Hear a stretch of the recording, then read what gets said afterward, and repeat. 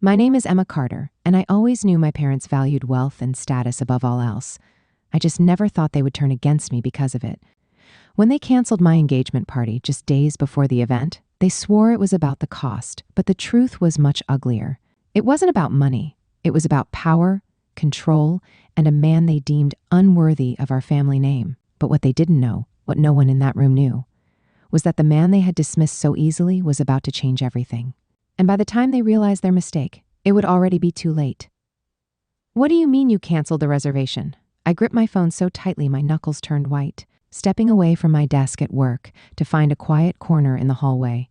My heart pounded in my ears as I struggled to process what I had just heard. "The engagement party is this Saturday. We sent out invitations weeks ago." On the other end of the line, my mother, Linda Carter, let out a sigh, the same carefully measured sigh she used whenever she was about to ruin my day with a smile on her face. "The venue was simply too expensive, Emma," she said smoothly. "Your father and I talked it over, and we just can't justify spending that much on a party. We'll find something more appropriate." Appropriate. I felt my face flush with anger. The Riverside Garden is my dream venue. I've talked about celebrating milestones there since I was 16. We already put down a deposit. How much could you possibly be saving by canceling now? There was a pause, a dangerous, telling pause, and then came the real reason. "It's not just about the money, sweetheart. It's about setting reasonable expectations for your future. Given Ryan's background, perhaps it's better to start with something more modest."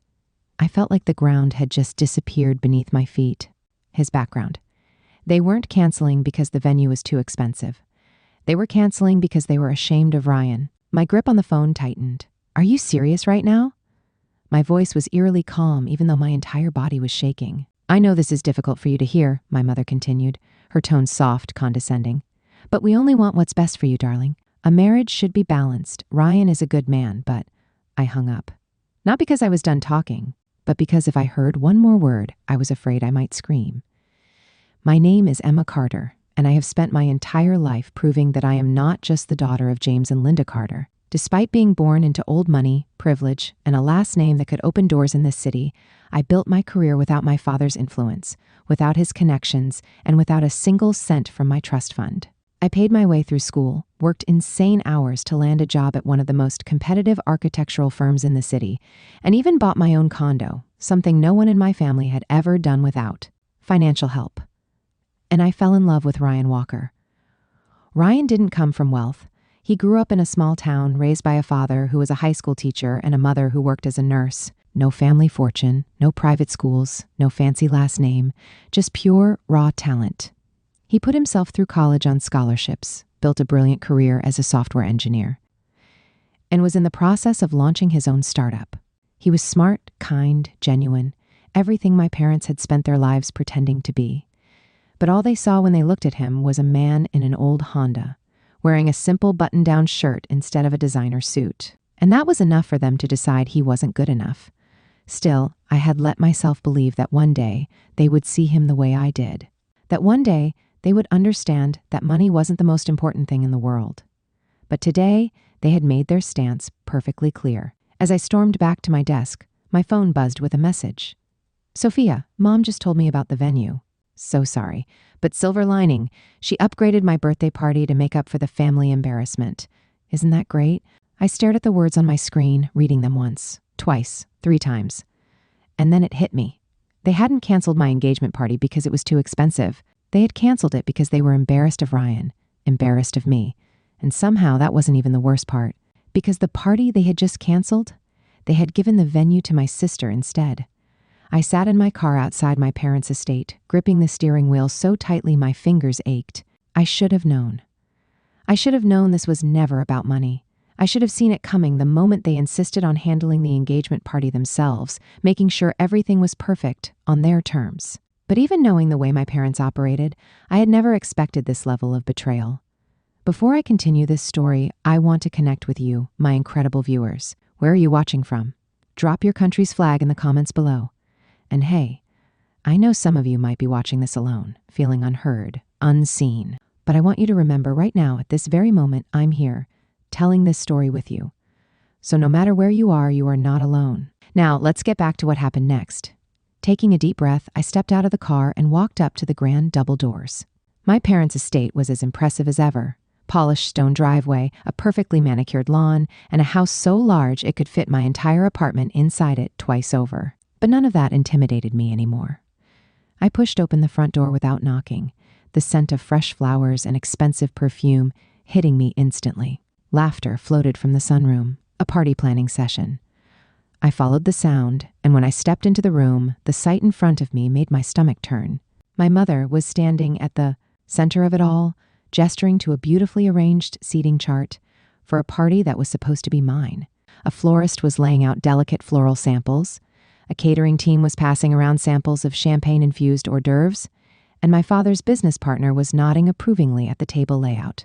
And right in the middle of the chaos sat my sister, Sophia, scrolling through her phone, pretending she wasn't a part of it. I took a step forward, my voice cutting through the air like a blade. "What is this?" Silence fell like a dropped glass shattering on marble. 5 heads turned toward me. My mother's carefully crafted social smile faltered for only a second before she composed herself. "Emma," she said smoothly, placing a hand on her pearl necklace. "We didn't know you were coming by." I ignored her. My eyes locked onto the seating chart, the golden calligraphy, the venue name, Riverside Garden. It wasn't a question anymore. Sophia sighed, putting her phone down. "Look, I told Mom it was too soon after your situation, but she insisted. The venue was already available and available," I repeated, my voice eerily calm, "because you canceled my reservation." Another heavy silence. My father straightened his tie, clearing his throat. "Emma, let's discuss this privately." "No," I shot back. "Let's discuss it here, since everyone already knows what's going on." I let my gaze drift over the room, watching the discomfort settle on their faces. Even my aunt, who never missed an opportunity to gossip, was suddenly very interested in her watch. My mother finally sighed, setting down a glass of white wine. "Darling," she said, in that sickeningly patient tone she always used when she thought I was being unreasonable, "with the guest list we've cultivated for Sophia's event, the Riverside Garden made perfect sense. The connections your father can foster there, the relationships we can strengthen, it's a matter of positioning, dear." A slow, sharp realization crept over me. The connections your father can foster there.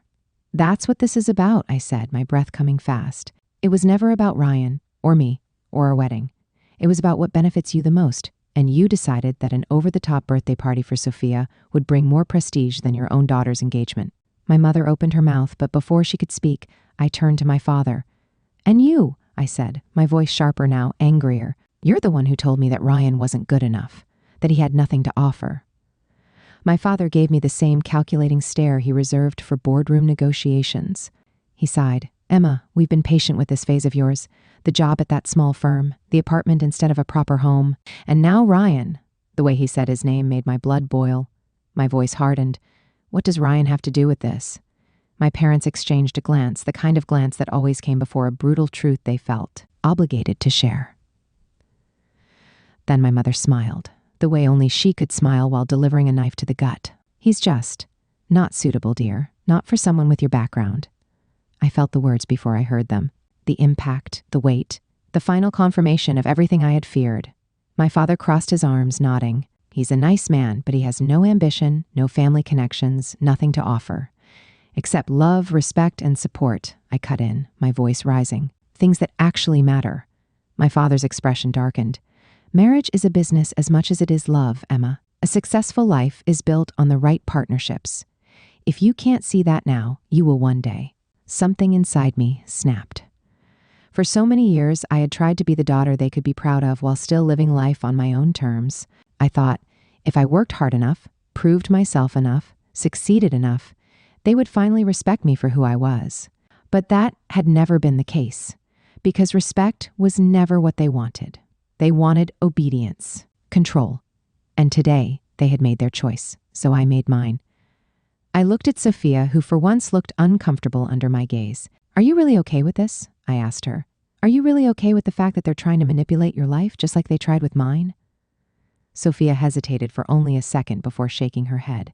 "It's not the same, Emma. They're not canceling my party. They're just..." She trailed off, struggling to find the right words. "They're just trying to control who you celebrate with." I finished for her. Her silence was answer enough. I turned back to my parents, my heart hammering in my chest. "I'm done," I said, my voice steady, my decision final. I'm done pretending that any of this means something to me. I'm done chasing your approval. I'm done thinking that one day you'll finally understand what really matters. I turned toward the door. My mother's voice followed me, desperate now.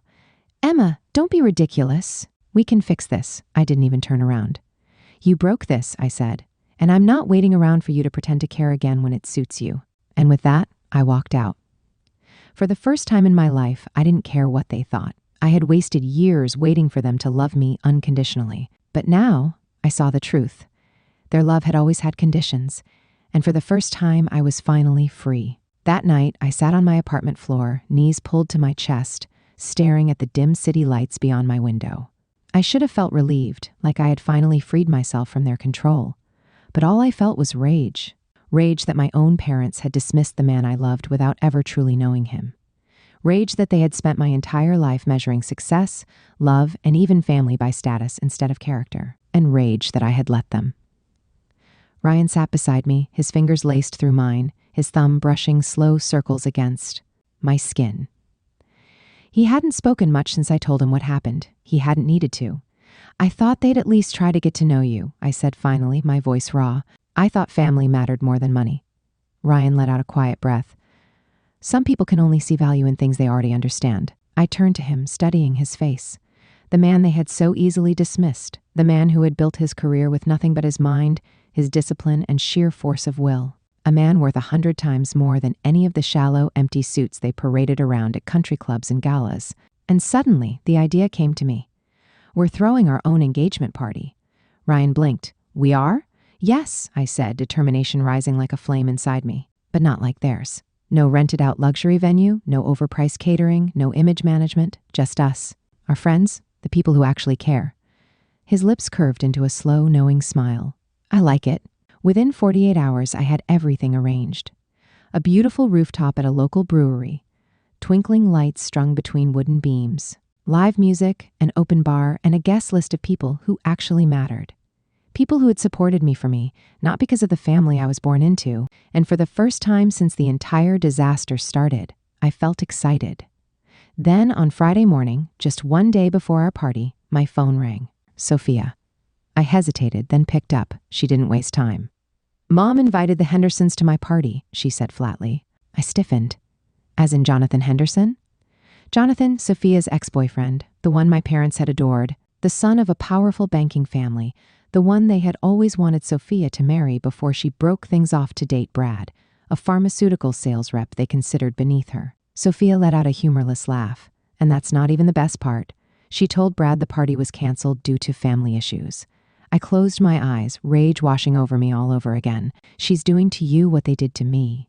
Sophia exhaled. Not exactly. I'm their golden child, remember? They won't cancel my party. They'll just control who I celebrate with. My grip tightened on my phone. You don't have to let them. She was quiet for a long time. And then finally, not all of us can afford to burn bridges, Emma. And just like that, the moment of hope shattered. The realization hit me with cold clarity. She wasn't ready to walk away. She was willing to let them manipulate her, just like they'd tried to manipulate me. I felt a sharp stab of disappointment, not just in her, but in the part of me that had once been exactly like her. By the time Saturday arrived, I had already made my peace with it. I had accepted that my parents would never change, that Sophia would always choose the easy road, that I was no longer a part of the family they had spent so much effort curating, and I was fine with that, but Ryan wasn't. That morning, as I sat at the kitchen counter sipping my coffee and mentally running through the final details of our engagement party, Ryan leaned against the doorway, arms crossed. I was thinking, he said casually, maybe we should go to Sophia's party. I nearly choked on my coffee. I'm sorry, what? He shrugged. You and I both know your parents expect us to disappear, to sulk, to quietly go off and live our lives while they pretend we never existed. His lips twitched into something that wasn't quite a smile. I think we should ruin that plan. I stared at him, my heart thudding. They'll be awful to you, I warned. They'll make snide comments. They'll ignore you. They already think I'm not good enough, he said simply. What's the worst that could happen? And that was how, 6 hours later, I found myself stepping into Riverside Garden, the very venue my parents had stolen from me. The room was breathtaking. Floor-to-ceiling windows overlooked the river, chandeliers bathed everything in warm golden light, and the floral arrangements were so extravagant they probably cost more than my rent. I scanned the room, taking it all in. The polished guests in designer suits, the forced smiles, the champagne glasses raised in calculated toasts. It was all a performance. And tonight, Ryan and I were going to crash it. My mother spotted us first. I watched her smile falter for the briefest moment before she glided over, mask firmly in place. "Emma," she said smoothly, "what a surprise." And then in a lower voice, "Darling, this is a private family event. We didn't send you an invitation." I smiled sweetly. "I know. But Sophia's still my sister, and I'm here to support her." Her jaw tightened, but before she could respond, I felt Ryan's grip tighten around mine. I followed his gaze and felt my stomach drop. Across the room, my father was deep in conversation with a tall, silver-haired man in a perfectly tailored suit. The man glanced in our direction, his expression shifting from mild interest to something like recognition. I leaned toward Ryan. "Who is that?" His jaw clenched. "Richard Maxwell," he murmured. "CEO of Pinnacle Tech." I blinked. "As in, one of the biggest tech firms in the country?" Before I could ask why the hell he was here, Richard Maxwell turned to my father and said something. My father's face went pale, and just like that, everything changed. At its core, this story isn't just about an engagement party or family betrayal. It's about breaking free from toxic expectations and realizing that true worth isn't measured by wealth or status, but by character, love, and integrity. It's a reminder that sometimes the people who are supposed to love us the most are the ones who try to control us the hardest. And when that happens, we have a choice: stay and conform or walk away and build a life on our own terms. Now, I want to hear from you. Did this story resonate with you? If you loved it, drop a 2 in the comments. If it wasn't your cup of tea, comment a 7. I appreciate every perspective. And if you enjoy these kinds of deep emotional stories, hit that like button and subscribe so you never miss the next one. Your support means the world to me, and I can't wait to share more incredible stories with you. See you in the next one.